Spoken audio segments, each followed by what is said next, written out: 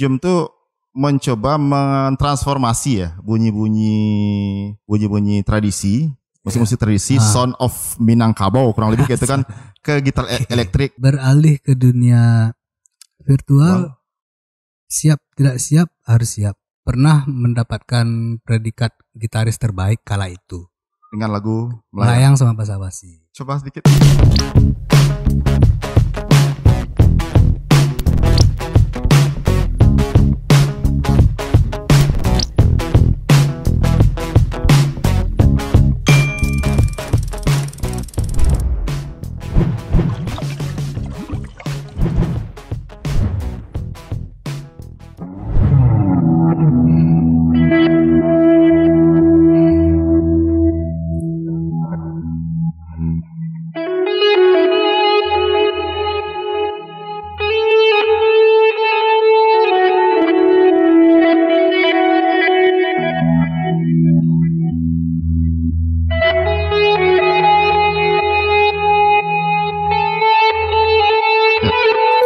Salam budaya.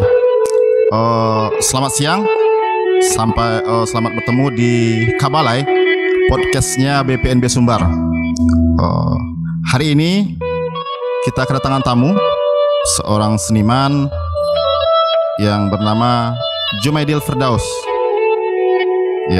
Ya Bang Jum, selamat siang. Bagaimana kabarnya? Asik sekali sedang mengulik gitarnya. Siang Bang Pem. Yep. Kabar baik. Jum. Dil. Oh, Didil. Maaf, bukan Jum. Nama lengkap beliau tuh apa? Jumaidil Firdaus ya? Ya, Jumaidil Firdaus.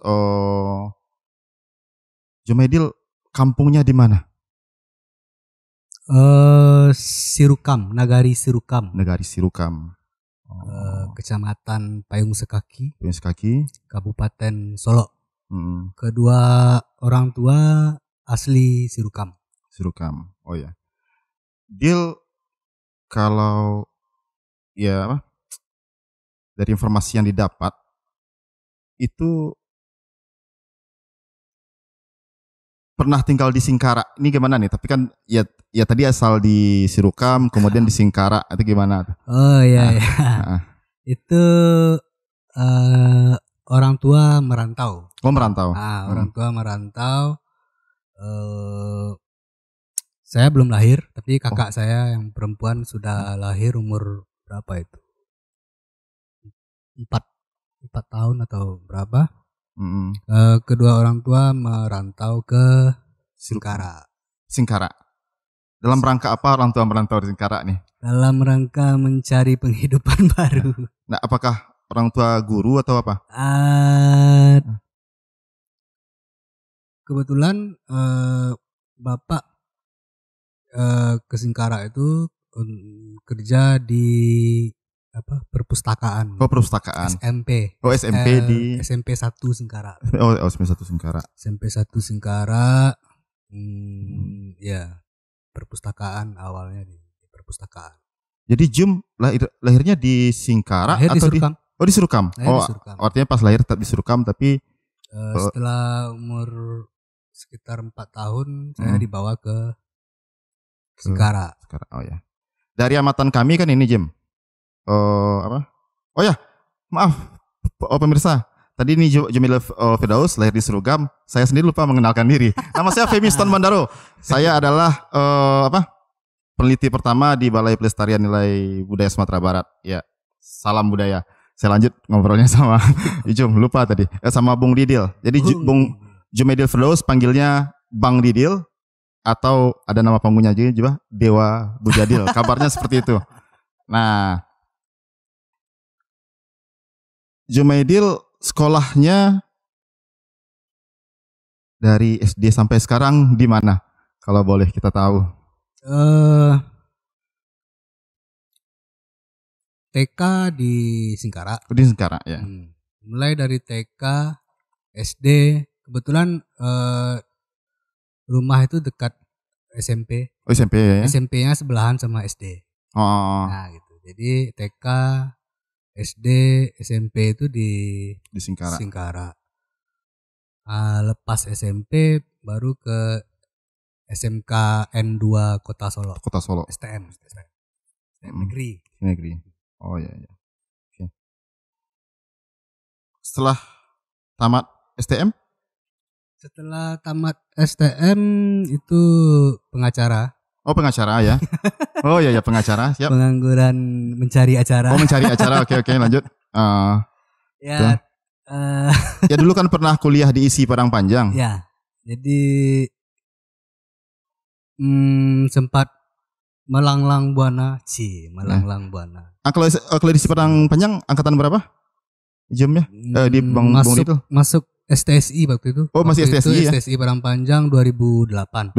Nah, tamat STM itu SMK itu 2004. 2004. Berarti 2004 ke 2008 tuh main band. Oh pengacara tadi. Main band, ngamen. Oh gitu. Kerja di hotel, Rumbai juga pernah. Oh yes. Menggalas juga pernah. Menggalas juga selama 4 tahun ya. Enggak, menggalas cuman selama bulan puasa, cabut lagi, kemudian kerja tetap di hotel cuman sebulan 20 hari. Oh yes. Nah, jadi ngamen, main band, dan coba ini kerja ini, balik lagi main band. Oh iya. Ya kan ini Jumaidil kan belakangan Bung Didil nih belakangan kan menggarap musik instrumental dengan basis gitar elektrik.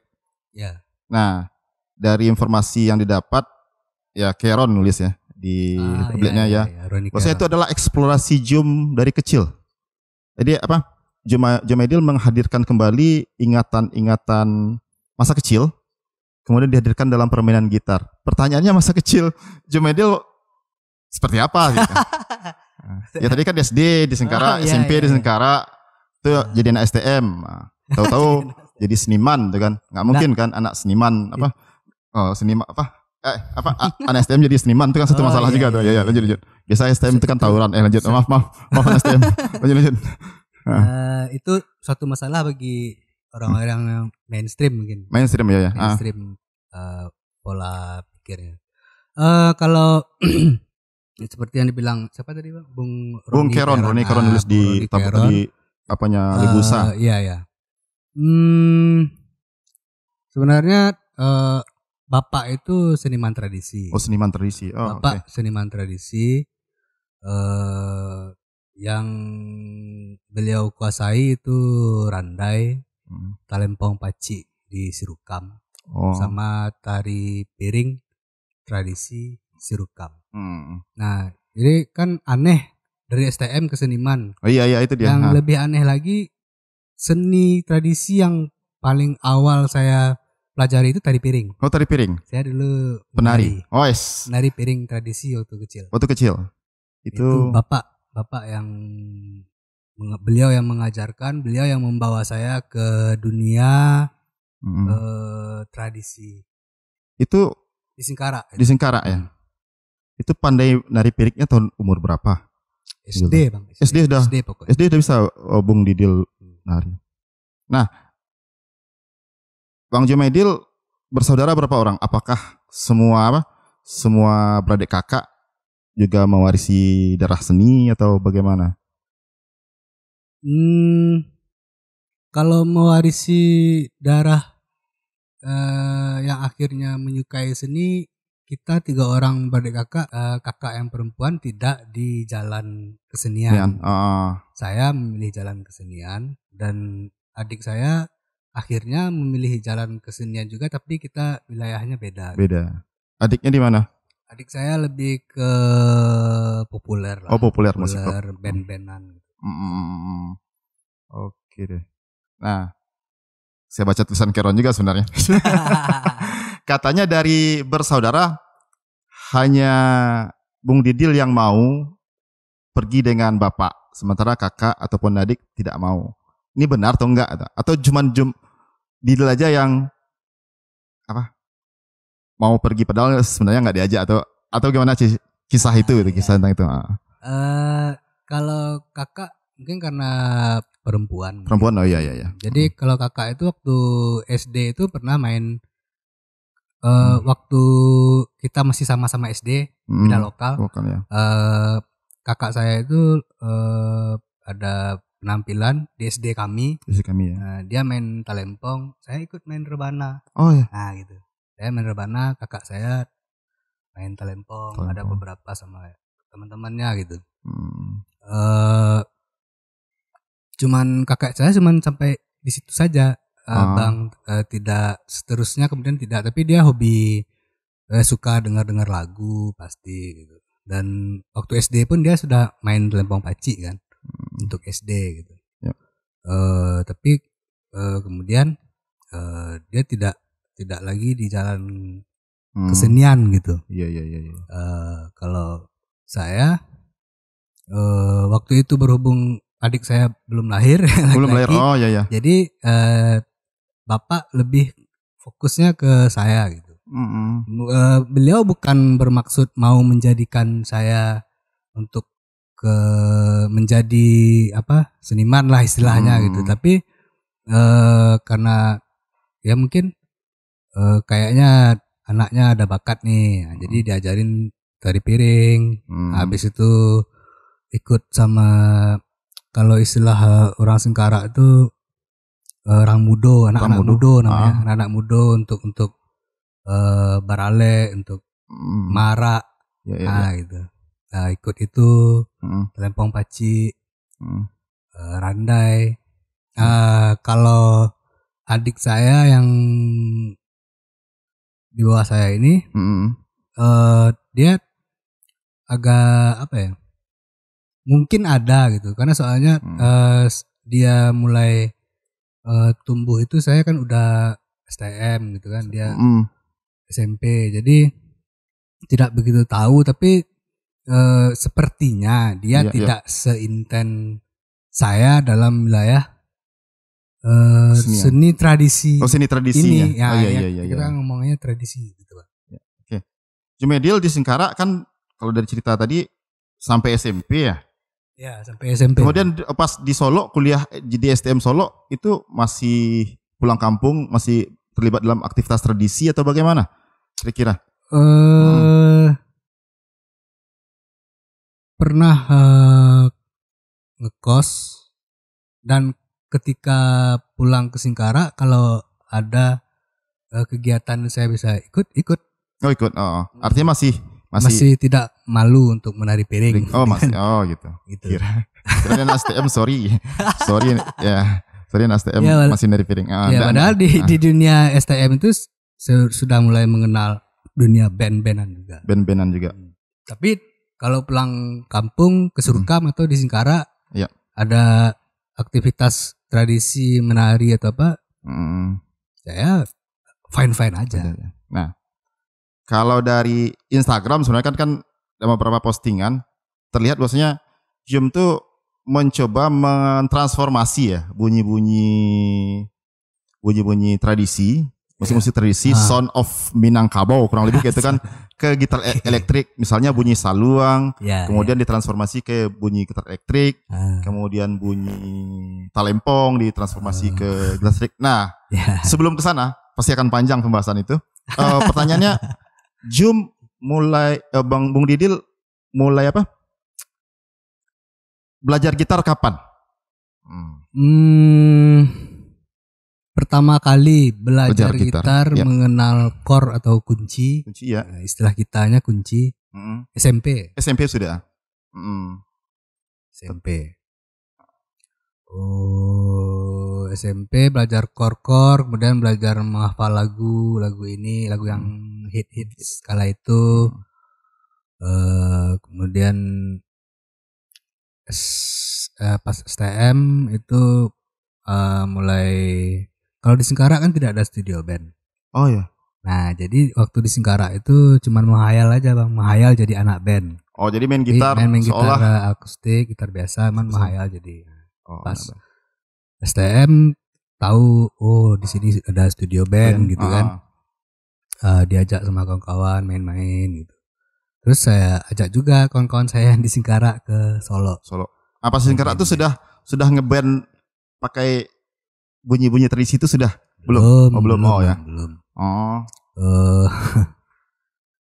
Kalau yang main gitar pakai bunyi-bunyi tradisi ini ya setelah menempuh kuliah. Oh, setelah menempuh kuliah. Nah, di masa apa jadi pengacara tadi, apakah sudah main gitar dengan bunyi tradisi atau belum? Masih belum. Belum, oh ya. Masih belum. Cuman di saat itu di saat masa transisi tamat STM dari tamat STM 2004 ke 2008 kuliah iya. itu di masa 4 tahunan itu saya menemukan sosok yang saya anggap sebagai guru gitar gitu. Jadi iya. Kawan saya yang mengajarkan saya gitar pertama kali tidak bisa saya sebut sebagai guru gitar. Tapi beliau ini saya nyatakan sebagai guru gitar karena dia yang memperbaiki permainan, banyak ilmu yang saya dapat dari beliau gitu. Sampai saya menyukai musik-musik instrumental. Oh. Nah, itu kaitannya ada juga gitu, Bang. Artinya pas jadi ya 4 tahun itu ya, yang 4 tahun yang nggak jelas itu, Bung Didil di sana menemukan bagaimana permainan gitar instrumental. Artinya yang hadir belakangan itu sudah ada akarnya di pas pengacara itu ya, pas yang 4 tahun itu. Maksudnya fase itu yang penting pertama adalah saya mulai menyukai instrumental. Gitu. Oh, instrumental.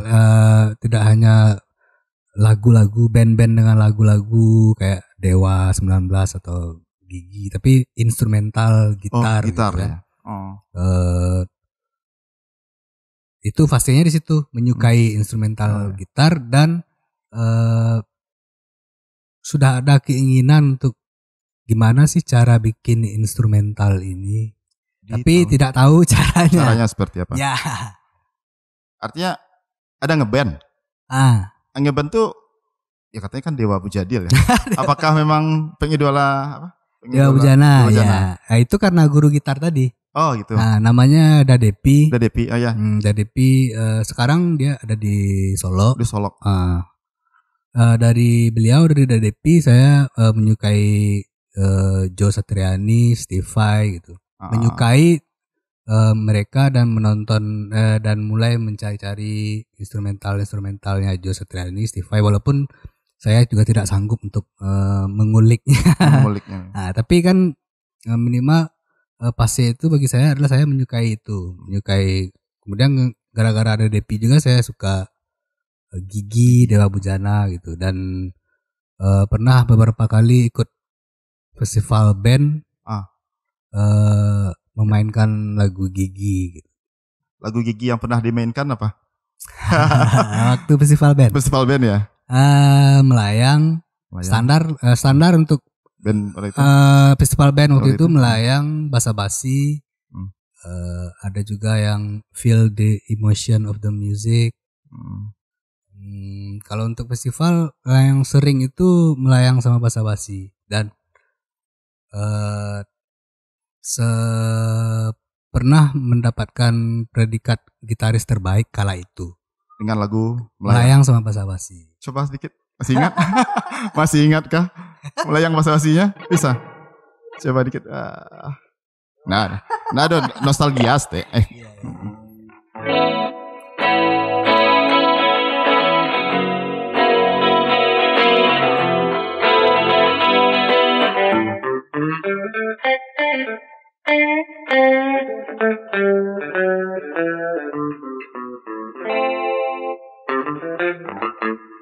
Hai. Itu sih skete. Iya. Nah itu. Oke lah. Nah, tadi tamat STM kemudian ke Karawitan. Apakah ya kuliah di Karawitan ya? Setelah seni Karawitan di STSI waktu itu. STSI. Angkatan 2008. Oh, berarti senior saya. Saya angkatan 2012 di Padang Panjang. TPS 2. Iya. Oke. Ini Bang Didil. Wah. Di Karawitan berapa tahun? Dari tahun 2006. Pas 4 tahun. 4 tahun. Oh, alhamdulillah. Telat karena sadar diri sudah nganggur 4 tahun. Oh iya. Berarti tidak menematkan studi secara maksimal dengan waktu maksimal. Oke. Selama kuliah, apakah tetap mengeksplor permainan gitar atau pernah berhenti atau bagaimana? Nah itu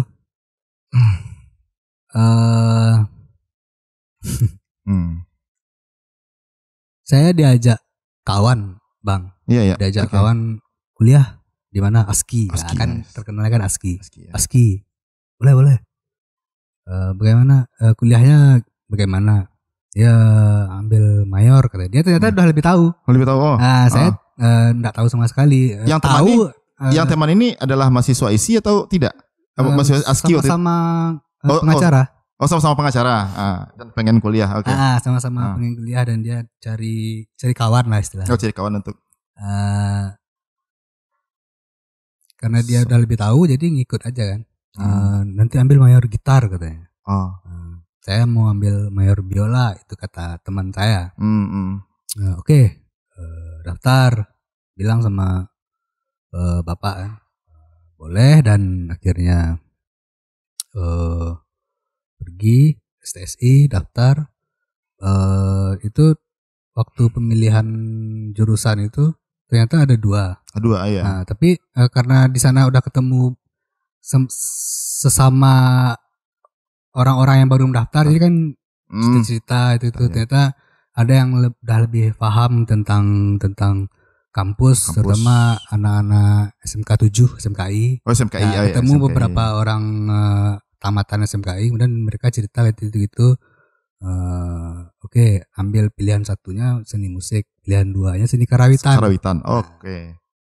Dan akhirnya tidak lulus di musik. Lulusnya di pilihan kedua di karawitan. Tapi karena musik tradisi tadi udah dari kecil ya. Nah, jadi tidak masalah, Bang. Gitu. Pernah di awal-awal sempat berpikir untuk tahun depan pindah ke musik gitu kan.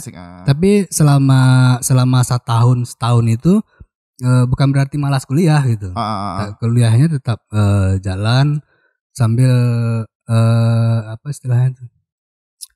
Melihat suasananya di musik seperti apa, di karawitan seperti apa, jurusan-jurusan lain juga nonton teater ini segala macam. Akhirnya memutuskan untuk tetap di karawitan.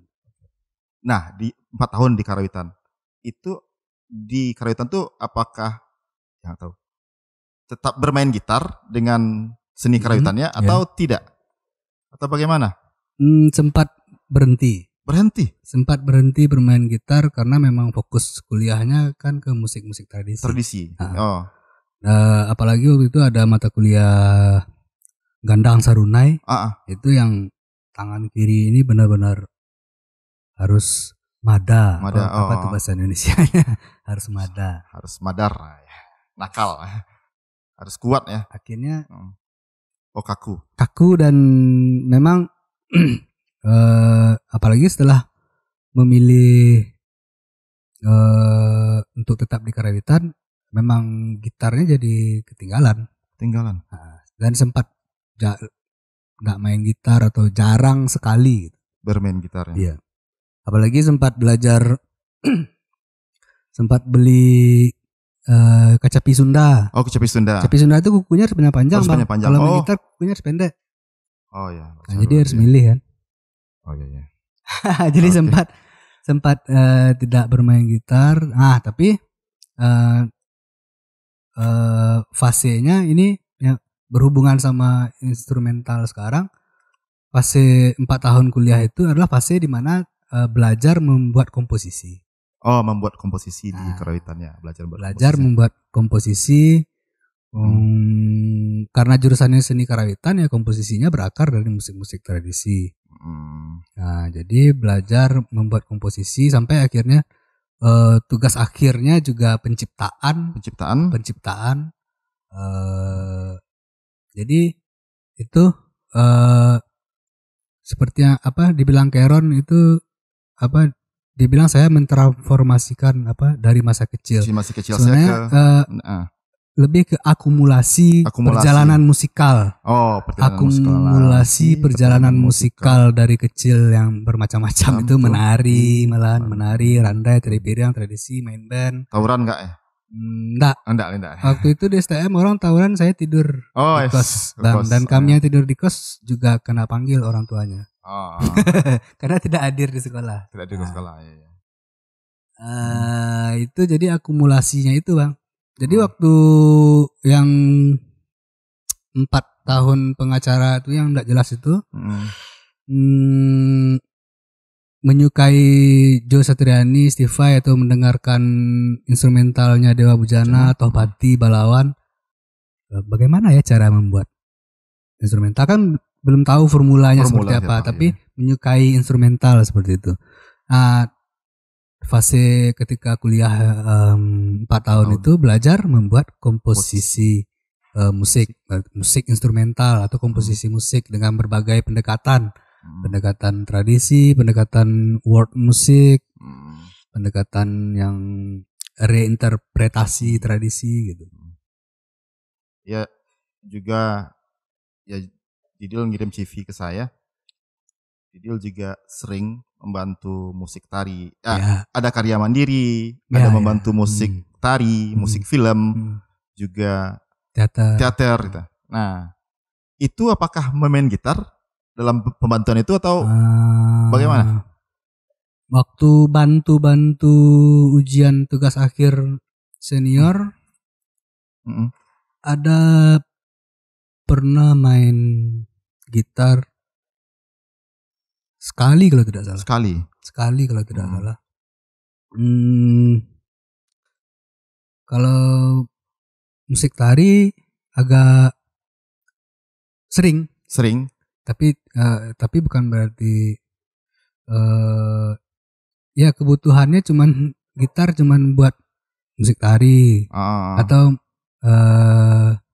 main band barale. Main barale. Bahasa kerennya wedding band. Tuh pakai gitar listrik ya. Tapi kan kebutuhannya kan cuman kalau main barale di wedding kan cuma mainin lagu-lagu Minang, lagu lama, lagu pop. Cover gitu kan.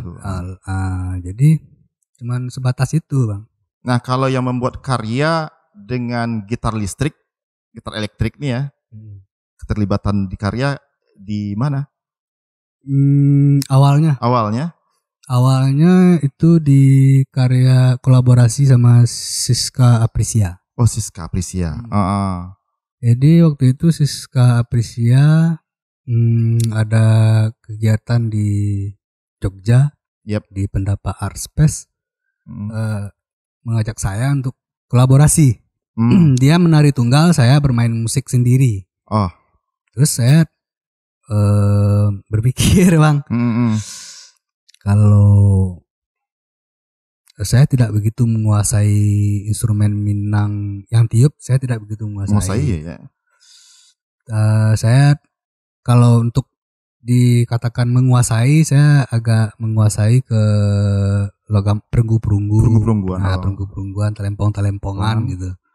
Kalau yang alat tiup Minang saya tidak menguasai, tapi saya paham karakternya, paham tekniknya atau bagaimana gitu. Jadi mulai berpikir bagaimana ya dengan bermain sendiri tapi bisa mewakili roh musik Minang tapi tidak dengan instrumen Minang.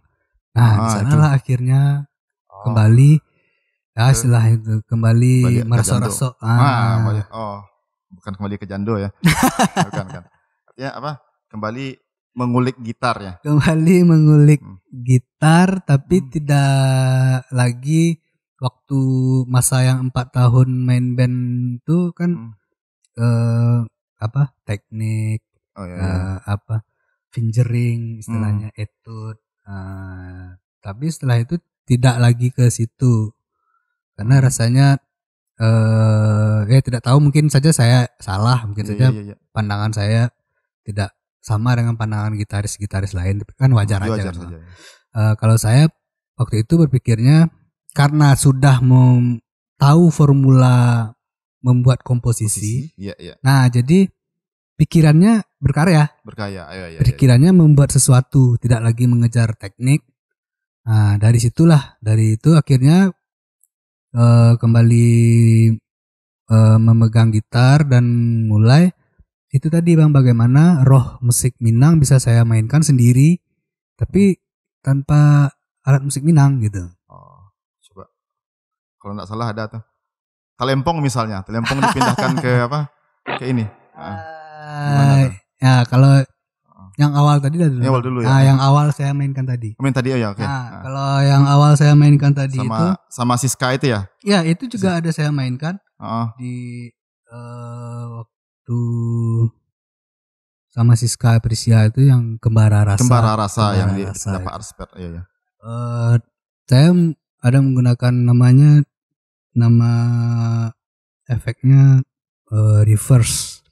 Ini bukan reverse itu ada di dalam sini. Oh, ada di dalam sini. Oh ya. Reverse itu ada di dalam sini. Dia masuk ke dalam kategori delay. Oh, delay. Jadi delay itu ada analog delay, ada tape delay, modulate delay, ada echo delay macam-macam, dan ada reverse. Reverse ya. Reverse itu seperti bolak-balik gitu.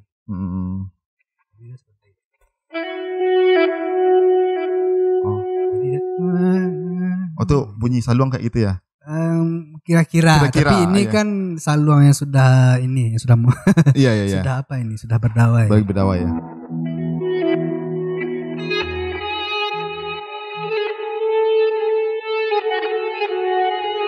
Oke.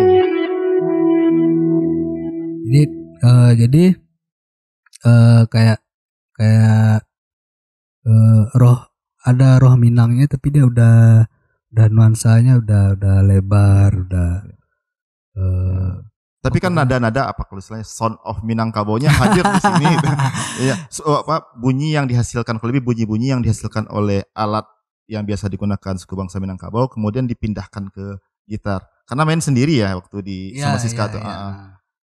Kira-kira waktu sama Siska tuh berapa alat musik yang hadir dalam satu gitar? Apakah cuman kira-kiranya itu? Talempong adakah? Ada waktu itu mencoba.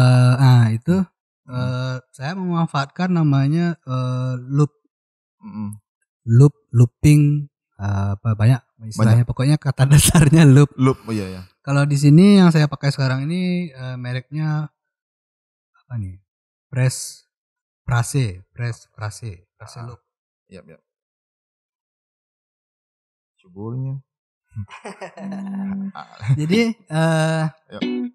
waktu itu efek yang saya pakai bukan ini, minjem waktu itu. Minjem ya. Nah, jadi waktu saya cari-cari efek, ada junior saya, ternyata ada reverse-nya. Reverse ini sebenarnya udah lama saya mainkan. Waktu yang 4 tahun sama Dadepi.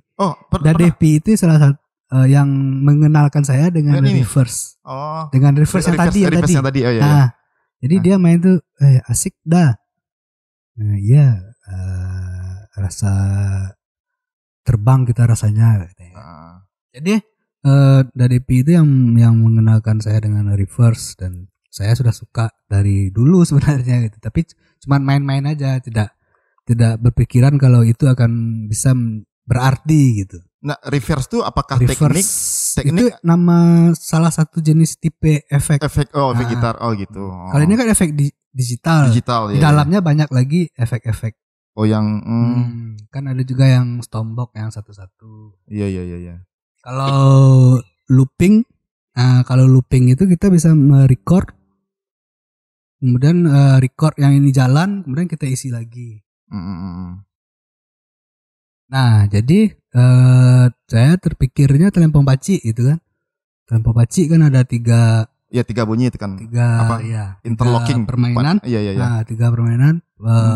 Pemain yang pertama main, jalan kan, yang kedua jalan, yang ketiga jalan. Jadi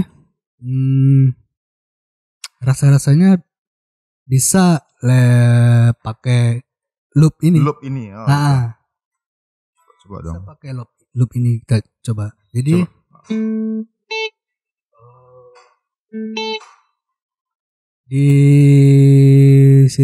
di Sirukam. Di Sirukam ya. Saya kan sempat Lockdown.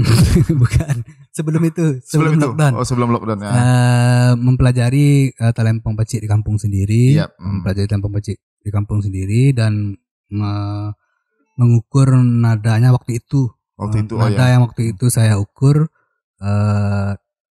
mendekati. Ya. Mendekati. Tapi karena saya pakai gitar yang udah di tuning di stem standar barat jadi ya. Bagaimanapun dia dipaskan jadinya. Dipaskan, ya. Jadi waktu itu tangan nadanya seperti A B C D E A gitu. Jadi saya pakai aja itu. Saya pakai walaupun sebenarnya kalau yang tradisi itu kan tidak A-nya tidak persis A, mungkin A-nya min sekian atau A-nya plus sekian. Lebih sekian sen atau kurang sekian sen. Jadi sekarang kan telempong yang pertama itu mainnya A sama A. Coba. Nah, nanti yang kedua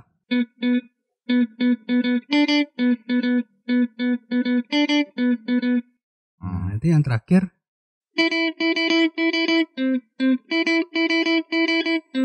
nah, jadi waktu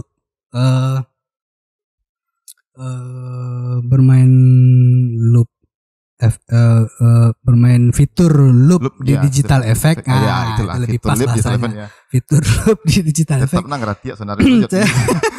Saya jadi kepikiran untuk sepertinya telempong pecik bisa nih. Kemudian saya coba. Sampai jadi ya. Jadi lagunya ya coba. Oke.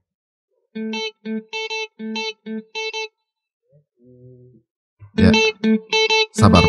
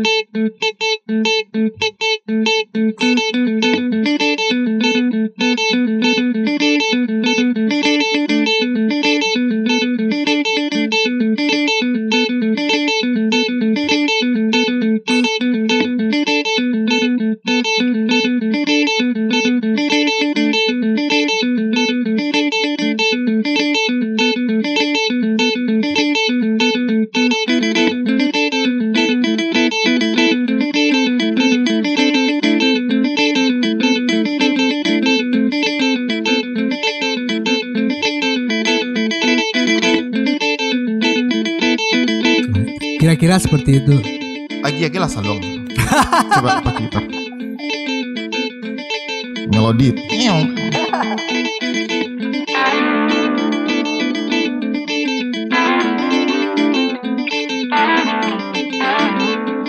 Di Rabab Pariaman ada istilahnya kuart, harmoni kuart di Rabab Pariaman. Saya coba gabung dengan. Ya, coba. Silakan. Ditunggu. Coba.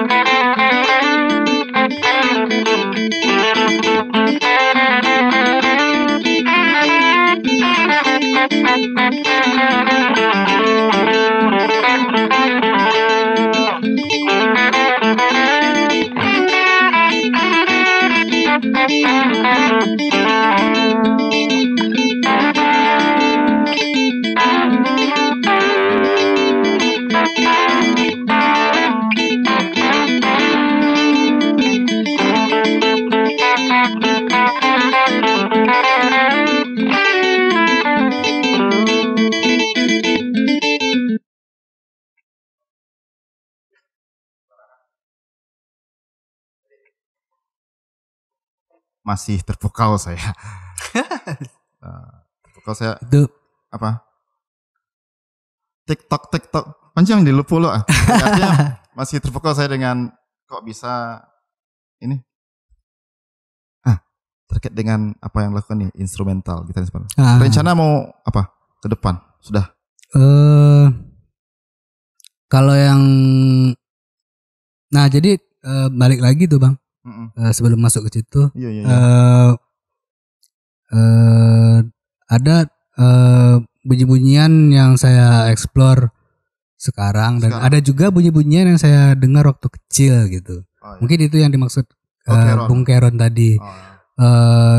Ada waktu saya kecil tuh yang memori yang masih saya ingat gitu ketika bapak main bansi, saya di pangku dan bapak main bansi. Nah itu licknya, melodinya itu tersimpan gitu. Nah, dan itu saya coba keluarkan lagi gitu. Nah itu mungkin yang dimaksud Bung Keron tadi. Dan eksplorasi ini setelah Kembara Rasa, ada satu orang lagi senior yang berpengaruh di hidup saya. Di maksudnya di instrumental ini itu. Kenapa bisa jadi gitu? Mulai dari bapak yang mengenalkan dengan dunia tradisi pastinya, dari Pi yang meluruskan permainan gitar, dosen-dosen di STSI isi karawitan isi Padang Panjang, dosen karawitan, dosen tari, dosen musik dengan segenap pengalaman berkomposisi, baik itu komposisi mandiri, musik saja, itu komposisi tari atau apa. Nah, ketika Kembara Rasa di Jogja itu kita tinggal di rumah Bang Dede Permayoza. Nah, Bang Dede selama 5 hari atau berapa hari di sana itu saya kena ceramah tiap malam. Gitu. Maksudnya ceramahnya dalam artian dia istilahnya membangunkan saya gitu. Jago lah gitu. Bang Dede apakah ada Zoom tidak? Kami mampu kunjungan Dede kini ya. Lanjut. Jadi istilahnya karena saya waktu itu lama bergelut di dunia musik tari, teater sama film aja Bang. Iya. Jadi dunia musik mandiri itu setelah kuliah selesai itu seperti terputus. Membantu misal membantu karya dosen. Sebagai musisi, sebagai player, sebagai musisi membantu karya dosen, tetap karya mandiri dosen gitu, tapi bukan karya mandiri saya gitu. Membantu film Salisi Hadai. Membantu film Salisi Hadai misalnya dengan jadi musik director gitu. Dan tari-tari, musik tari ya. Tapi yang musik mandiri yang saya sendiri itu terputus. Nah, itu maksudnya Bang Dede itu membangunkan gitu. Jago lalai gitu. Kama salam moko mailang gitu bahasa Minangnya gitu. Bahasa Indonesianya Bang. Iya. Nah, ya seperti itu kira-kira. Jadi Bang Dede yang kemudian mengejutkan saya. Akhirnya ini Permayoza dosen teater isi Padang Panjang kan? Iya. Benar. Ya udah dokter. Jadi waktu itu beliau sedang menempuh dokter di Jogja. Di isi Jogja atau di UGM? Di UGM ya? Lupa saya Bang. Di UGM anggap aja di UGM. UGM kan deh ya. Lanjut. Jadi setelah dari Kembara Rasa itu dan ternyata eksplorasi saya terhadap roh musik Minangkabau tradisi tadi dengan instrumen gitar itu saya sendiri merasa wah ini sepertinya berpotensi. Berpotensi untuk kemudian saya kembangkan saya garap dalam bentuk instrumental gitu, musik instrumental. Balik dari situ saya mulai mencari materi yang itu untuk membakukan yang sedikit itu butuh waktu sekian minggu. Nah, ini udah baku nih sedikit. Kemana lagi ya? Itu Saluang ya yang pindah. menyusunnya. Ya, Iya, kira-kira yang seperti Saluang. itu. Saya memang bermain di wilayah nada Saluang tadi, tapi sekali lagi kalau nada tradisi itu bukan persis seperti nada-nada diatonis barat. Diatonis barat. Tapi karena saya menggunakan diatonis, dia jadi seperti itu, dia maklumi aja. Gitu. Oh iya. Oke. Tapi kan ini.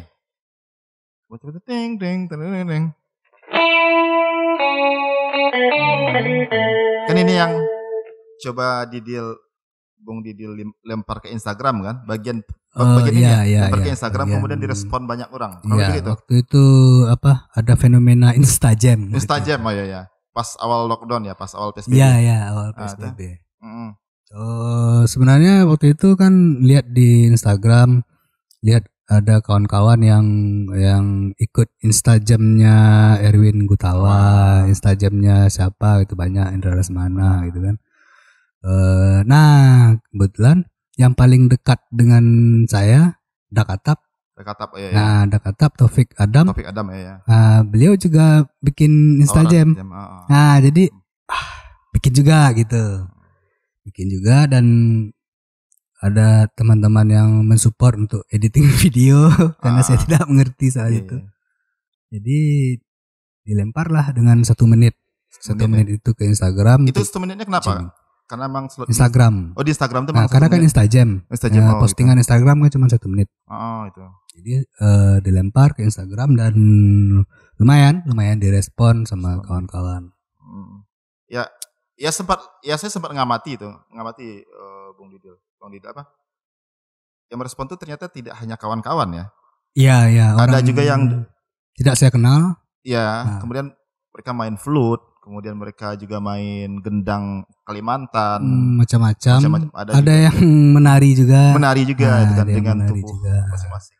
Ada yang melawak juga gitu. Ada namanya Ajo Wayo, dia berpuisi gitu kan. Pelawak Ajo Wayo itu. Ajo Wayo ya. Nah, dia berpuisi. Macam-macam, ada yang merespon dengan serius, tapi ada juga yang dia bukan bermaksud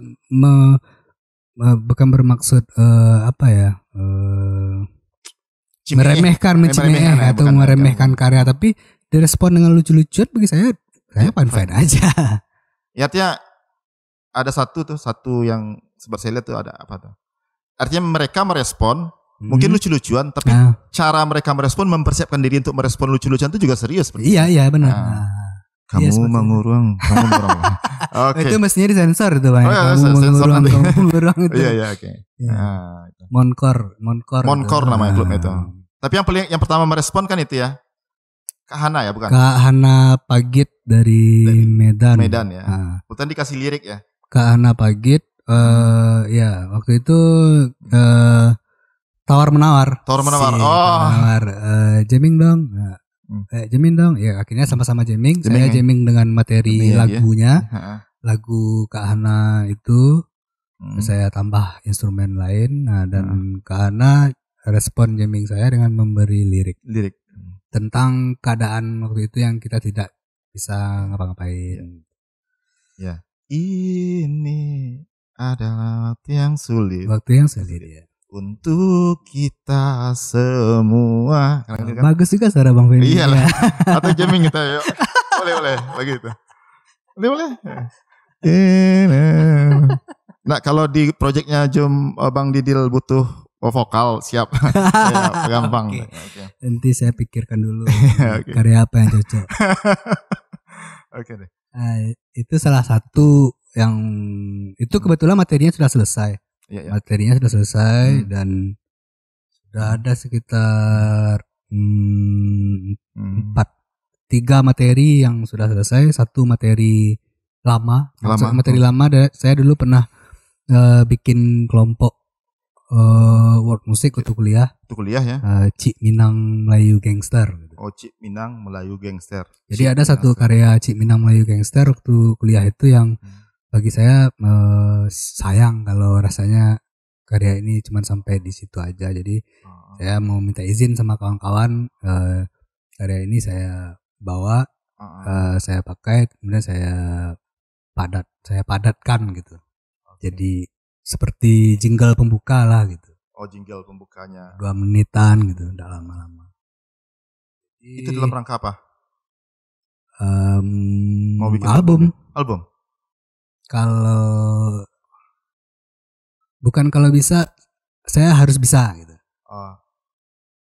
Harus bisa realisasikan album instrumental ini ke dalam bentuk album. Itu artinya itu mini album. Itu yang Bang Didil sebut sudah 4 lagu. Berapa lagu tadi yang sudah? Ada 4 materi. 4 materi yang sudah jadi ya. Jadi ada satu materi yang saya buat waktu di PSBB di Negari Surukam. Di Surukam. Di Surukam selama 2 bulan lebih. Sudah saya angsur lagi satu. Jadi kira-kira mungkin satu materi lagi dan akan saya coba buat album instrumental gitu. Dan semuanya berakar dari Bamboo Flute of Minangkabau. Oh, bambu ya, berarti apa aja?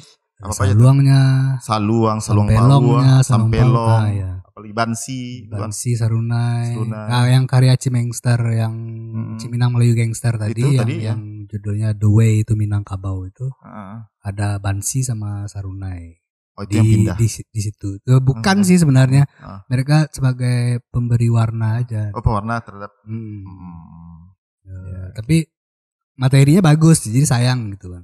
Oh iya. Walaupun karena waktu itu kan bukan Ciminang Melayu Gangster kan bukan sebuah grup kelompok musik di mana ada satu orang yang ditonjolkan gitu. Tapi memang bersama. Jadi waktu itu ada bansi dan sarunai itu bukan dipindahkan ke gitar atau gimana gitu. Oh, tapi memang bansi yang hadir di sana. Bansi dan sarunai hadir di situ dan saya tetap memakai itu. Bansi ya. Tapi yang dipindah apa? Yang selebihnya baru konsepnya yang tadi.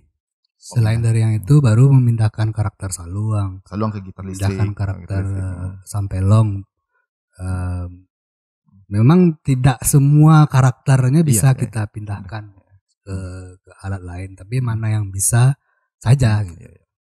Dan Salong Pauah sudah jadi juga, yang saya kebetulan 2019 itu main di Piom Fest. Piom Fest membawakan 4 materi tadi. Yang materi yang The Way to Minangkabau yang Ciminang Melayu Gangster itu, yang Saluang Dare. Itu yang Salong Pauah sama Sampelong. Oh, ada 4. Ya. Yang sudah saya buat selama PSBB di rumah di Surukam itu materinya Selang Panjang. Baru Labuah. Jadi sekarang saya lagi cari lagi mencari inspirasi untuk si Rompak. Mungkin kalau ada project lainnya, kalau karakter suara saya tuh menjadi apa?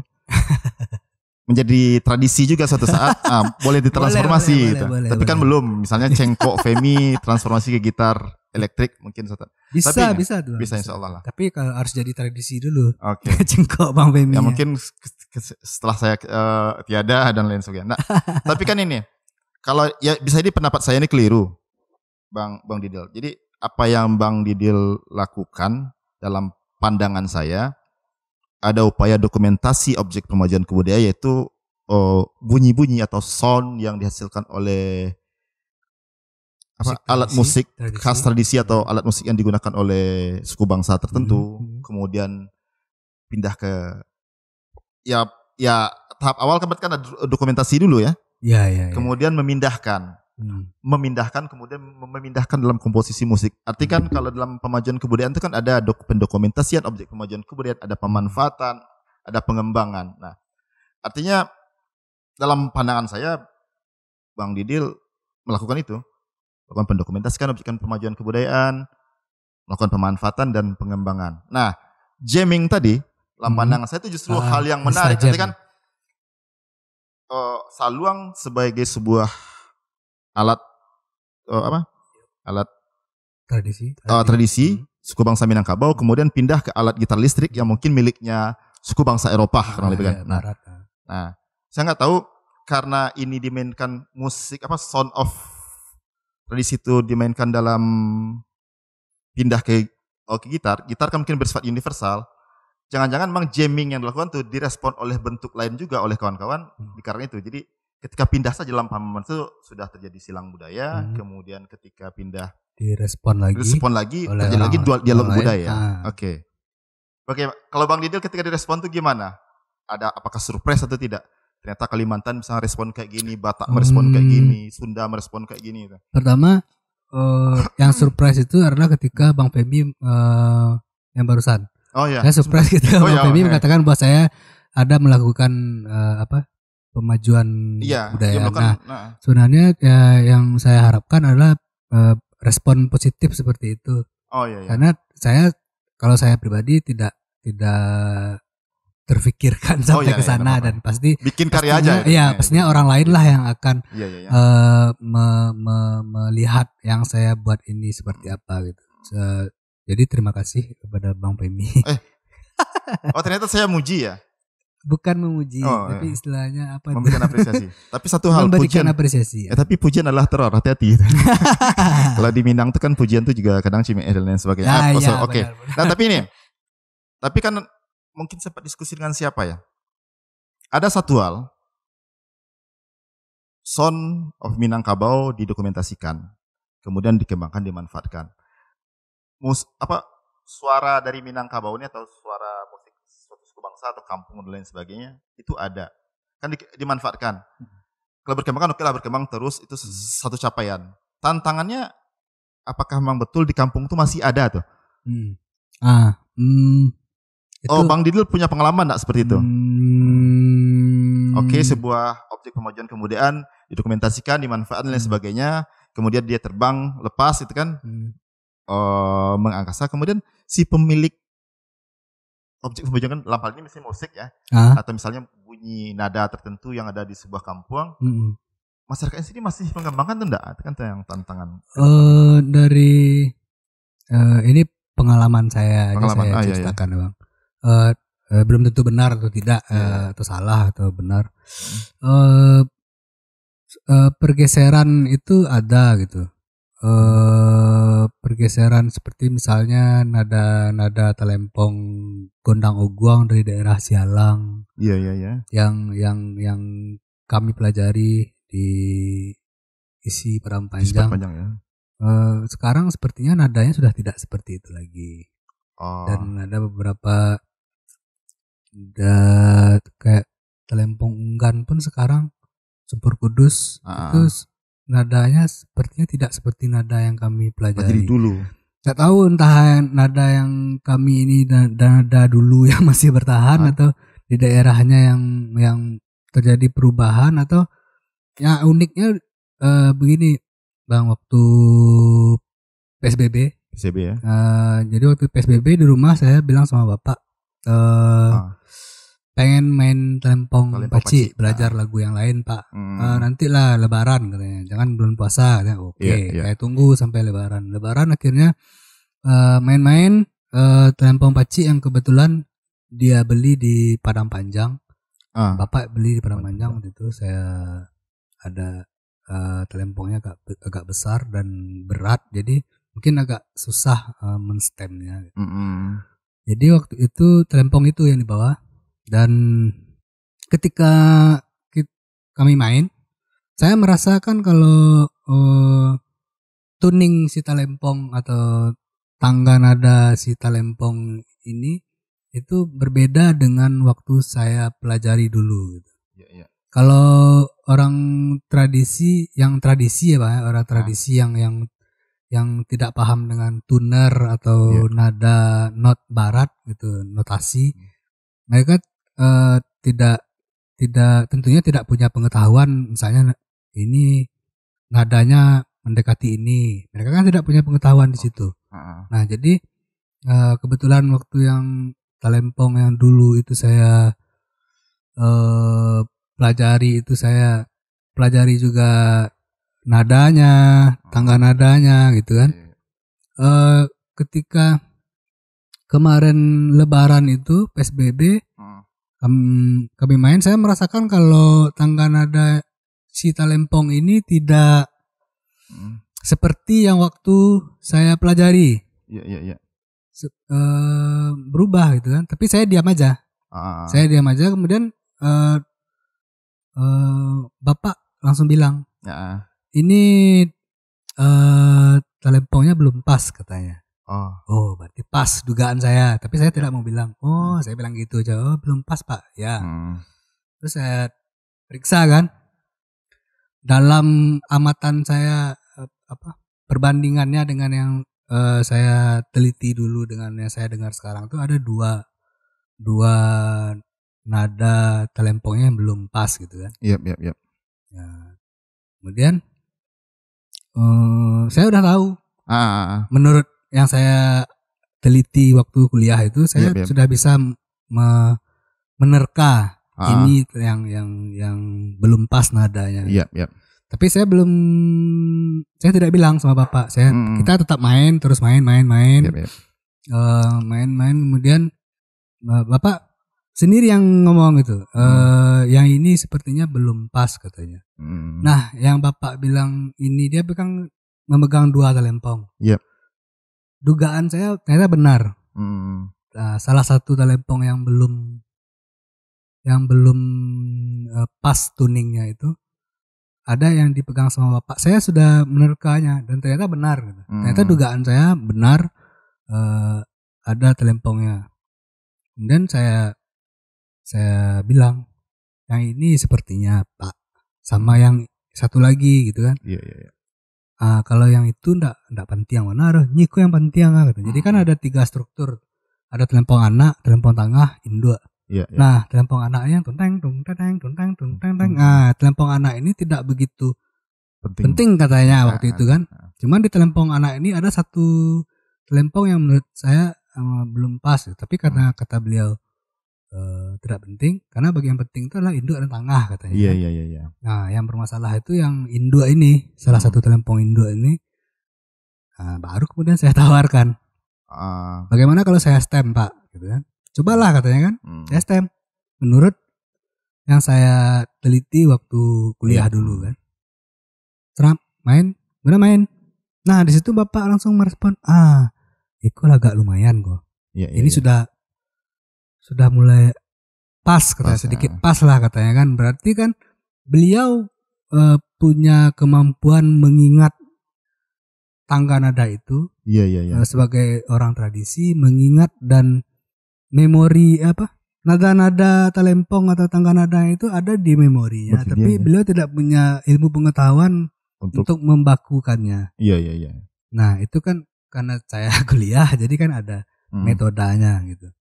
Jadi saya rasa bisa jadi benar atau mungkin saja salah. Mungkin di suatu daerah yang seniman tradisinya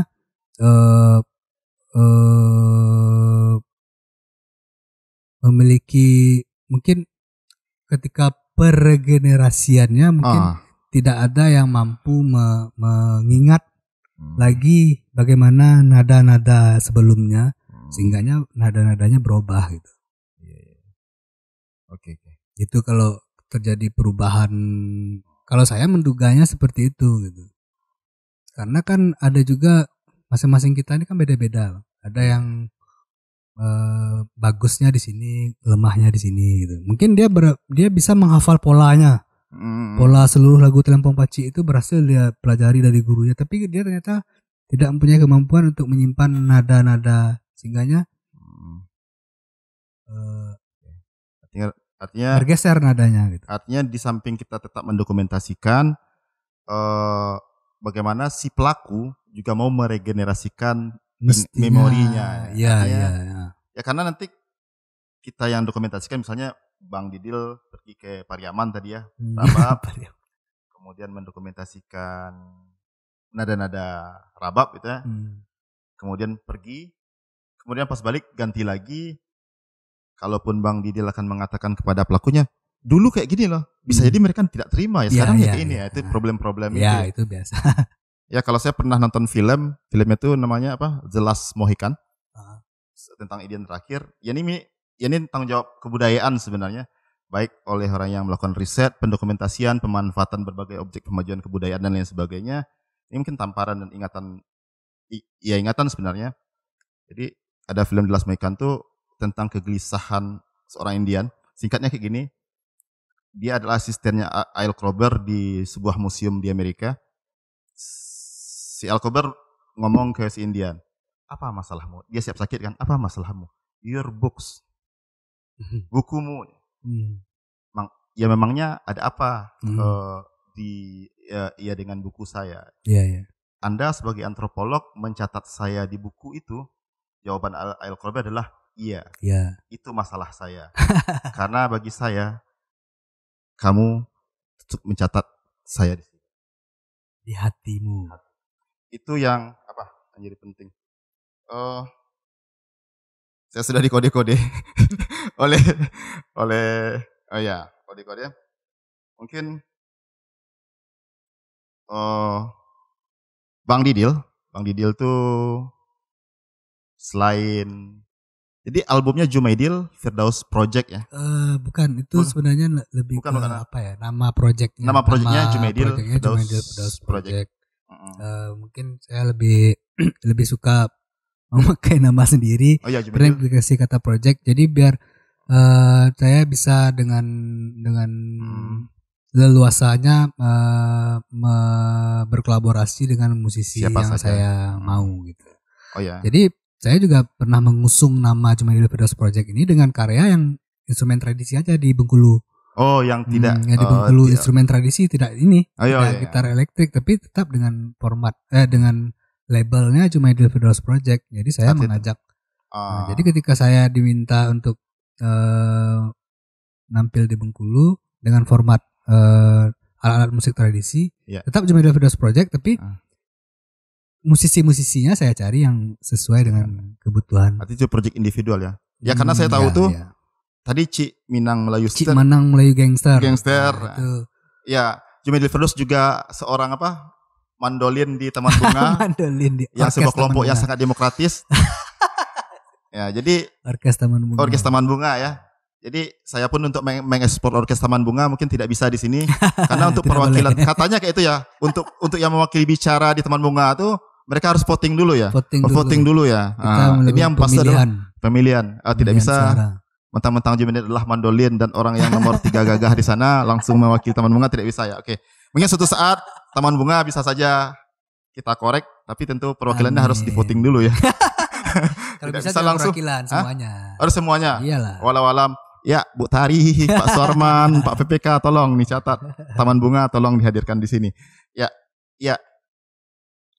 Pengen dengarlah apa yang Jumaidil lakukan dengan salah satu. Ya mungkin yang di Instagram, mungkin versi lengkapnya kalau boleh. Sembari kita mungkin tidak lengkap benar. Lengkap benar tidak apa-apa ya. Oke. Boleh kita dengar ini dan kemudian kita tutup. Oke, silakan. Minus one-nya diputar aja. Minus one. Oke, coba.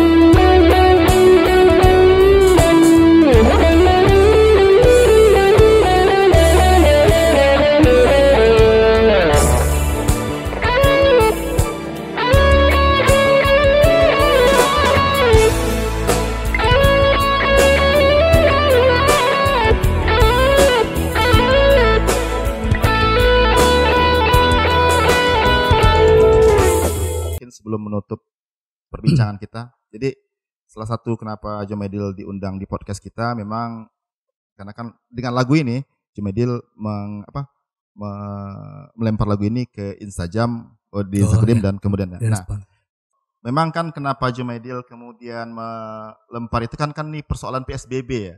Ada semacam kegelisahan kita tidak bisa manggung. Artinya memang ada satu hal tentu semua kawan-kawan di seni pertunjukan akan sangat rindu dengan panggung. Ya. Tantangannya memang yang agak naik pembicaraan sekarang kan alternatifnya kan memang konser virtual. Virtual ya. Virtual di YouTube dan sebagainya. Yang juga yang kemudian ada beberapa yang memang sudah yang jadi persoalan ini. Aduh, agak ribet saya. Yang di persoalan ini mungkin deal masuklah generasi old school ya. Generasi bukan sebelum milenial. Iya. Belum milenial artinya. Tapi belum old school sekali. Belum old sekali ya. Kalau saya udahlah karena uban rambutku. Kulihat rambutku di cemen GG. Oke. Mereka kan lebih maju memanfaatkan teknologi untuk sehingga mereka banyak follower, subscriber dan sebagainya. Meskipun kadang Cimeeh misalnya juga nada-nada miring juga hadir kepada mereka ya mereka mungkin karena eye catching dan lain sebagainya kemudian mereka tetap bisa mendapatkan banyak follower sementara mungkin proses kreatif apakah kan persoalan lain. Kan pilihan-pilihan panggung sementara mungkin generasinya Jom yang belum beradaptasi ini Jomedil Firdaus meskipun berkarir lama follow subscribernya di Jomedil cuma 426. Subscriber YouTube ya? Iya, subscriber YouTube-nya karena masih kontennya serius. Oh, konten terlalu serius. Iya, oke. Iya. Sementara yang lain sudah ribuan. Mungkin tuh termasuk adik-adik Jomedil Firdaus yang. Tapi Jomedil melihat fenomenanya di gimana? Ada orang yang melakukan pilihan-pilihan di dunia maya dengan virtual seperti itu, terus bagaimana? Ya tentu ada plus minusnya. Jomedil melihatnya seperti apa? Kalau mulai dari mana ya? Mana ya? Terkait dengan virtual. Ya virtual ya. Bagaimanapun tentu ada sesuatu yang hilang. Sesuatu yang hilang, ada ruang yang hilang atau sesuatu yang mungkin membuat kita merasa bahwa virtual ini tidak bisa mewakili apa yang selama ini kerja kesenian yang telah kita lakukan. Iya. Itu pasti Bang. Ya. Tapi kita juga tidak bisa memungkiri keadaan saat ini. Di mana semuanya dialihkan ke jaringan. Ya, semuanya dialihkan ke jaringan virtual.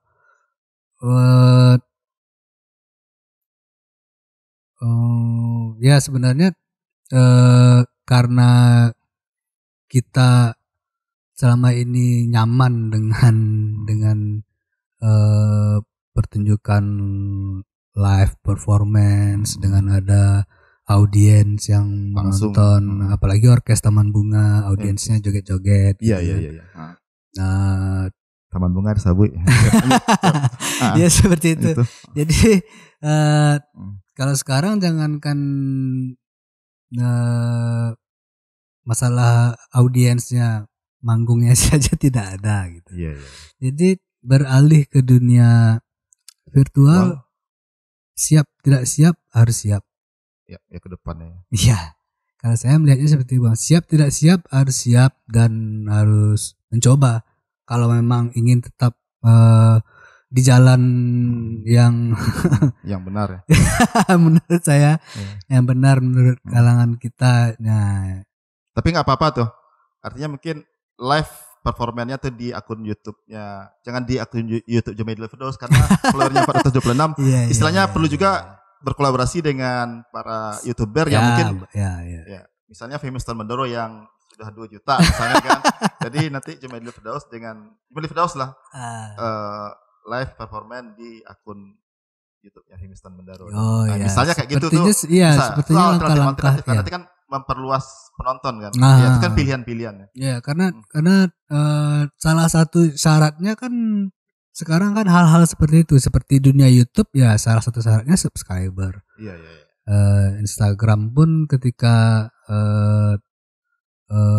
banyak follower itu memudahkan juga untuk akun YouTube-nya. Nah, seperti itu. Jadi sebenarnya memang harus dicoba dan dijalani. Walaupun sebenarnya saya kurang yakin juga musik seperti yang saya mainkan ini akan bisa menjadi sesuatu yang viral dan mendapatkan follower atau subscriber yang banyak. Walau alam. Ya, tapi sebenarnya dari dibalik itu semua karena keinginan awal saya adalah berkarya. Ini waktu saya bikin ini yang tadi yang saya mainkan itu Bang, pertama kan setelah Kembara Rasa saya bikin itu saya eksplorasi, saya bakukan ini tanpa memikirkan karya ini mau dipentaskan dijaminkan gitu. Atau dijaminkan bukan jamming itu kan baru kemarin. Ini udah lama sebenarnya. Udah lama. Tahun berapa nih? 2017-an akhir gitu. 17-an akhir. Pokoknya Kembara Rasa itu 2017 gitu. 17, oke. Dia lupa kapan dia manggung karena saking banyaknya manggung. Kalau intinya kayak gitu tuh. Jadi setelah waktu itu saya hanya pokoknya saya bikin karya. Dengan ini saya nyatakan kalau saya akan membuat instrumental, udah. Dan kapan perlu saya bikin album. Saya bikin instrumental, mau manggung, karya ini akan manggung atau tidak, tapi ternyata direspon dengan baik oleh beberapa senior kawan-kawan. Akhirnya karyanya manggung juga gitu. Beberapa kali sempat. Pas hasil panggung direspon oleh Fimistan Mandaru juga ya. Japri itu kan enggak apa-apa. Bang Femi juga memberikan sajak-sajak yang indahnya di Facebook itu karya saya. Jadi seperti itu Bang. Jadi kalau ya siap tidak siap harus siap dengan keadaan sekarang. Kalau menyikapi keadaan saat ini. Jumail Firdaus masuk kategori milenial atau enggak nih? Kelahiran 86. Iya. Enggak, kalau berdasarkan kategori Eropa enggak? Iya, benar. Enggak. Iya. Sangat Eropa. Nah, kalau di luar negeri kategori Eropa itu kan kelahiran 80-an ke sini itu milenial. 80-an ke sini. Tapi kalau saya punya teori bahwasanya yang milenial itu adalah generasi yang 90-an lah. Ketika dia baru lahir, dia sudah bisa ganti channel TV. Itu.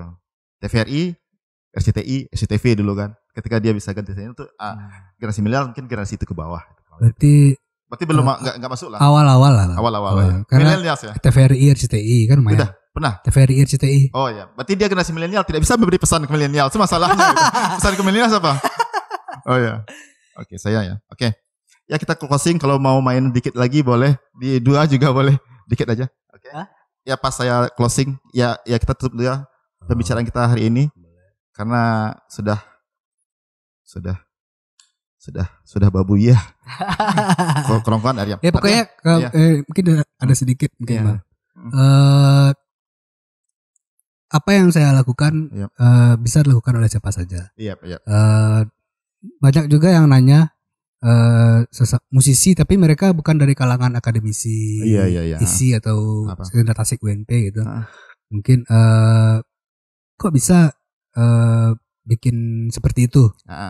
Sebenarnya Zainal Combo dengan orkes Terunarianya dan Nuskan Syarif dengan orkes Kumbang Carinya telah lebih dulu memainkan lik-lik Minang dengan gitar mereka. Jadi orkes mungkin Gumarang saya juga. Orkes Gumarang lebih ke piano. Itu. Orkes Gumarang lebih ke piano, ya Terunaria sama Kumbang Cari. Di Terunaria ada Zainal Combo, di Kumbang Cari ada Nuskan Syarif. Itu udah lebih duluan malahan. Jadi ya saya lakukan sekarang. Dulu juga sudah ada, cuman sekarang mungkin lebih dengan simulasi efek. Kalau mereka dulu kan akustik aja.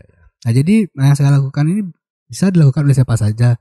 Tapi kalau berhubungan dengan mengolah kembali atau menggarap kembali yang berhubungan dengan tradisi, walaupun kita tidak bisa memainkannya, seminimal-minimalnya menyukai. Nah menyukai aja udah.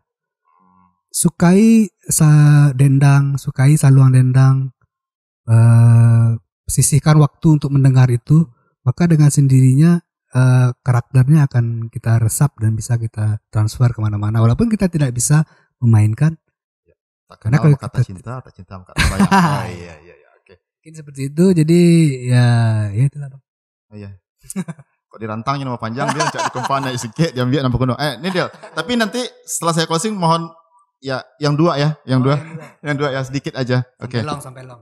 Sampai long udah. Nanti dia sebelum di closing saya minta terima kasih juga kepada kawan-kawan yang juga berpartisipasi di Zoom melihat perekaman ini karena ini direkam diedit kembali biar Edit kembali. keren. Biar Nah, keren.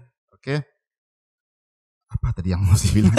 Agak filosofis sebenarnya nih. Oh ya, terima kasih kehadiran Jom Maidil Firdaus ke studio Sama-sama. mini Balai Pelestarian Nilai Budaya Sumatera Barat. Sama-sama. Balai Pelestarian Nilai Sumatera Barat adalah unit pelaksana teknis Kementerian Kebudayaan dengan wilayah kerja Sumatera Barat, Bengkulu, Sumatera Selatan. Pokoknya keren lah. Oh ya, nama acara ini adalah Kabalai, podcastnya BPNB Sumatera Barat. Ya, sebelum di closing, berkesenian adalah pilihan yang sepi. Ada orang yang berkesenian banyak ragam sebenarnya berkesenian. Tapi ada juga orang yang memilih kesenian dalam rangka menuhankan diri. Tapi sebaik-baiknya seniman adalah seniman yang berupaya untuk memberikan kebermanfaatan bagi orang banyak. Sebenarnya masih banyak yang perlu dikulik dari Jom Maidil Firdaus. Salah satunya juga kenapa dia masih jomblo. Tapi tidak perlu dikulik. Tapi nanti setelah albumnya keluar mungkin diundang lagi. Oh, diundang lagi untuk membahas ini. Oke. Membahas albumnya. Membahas albumnya insya Allah. Mudah-mudahan albumnya sukses, lancar. Ya segera diproduksi. Kalau butuh vokal saya siap. Oke. Mungkin demikian. Ya teman-teman yang berpartisipasi di Zoom, mohon maaf tidak sempat merespon chattingnya dengan baik. Mohon maaf sekali. Banyak maaf. Salam budaya. Kabalai podcastnya BPMD Sumatera Barat. Sampai jumpa di lain waktu dan kesempatan dengan Femiston Mandaro, peneliti pertama BPMD Sumatera. Ya, Jom Maidil Firdaus dengan lagu Sampelong ya. Oke, silakan Jom.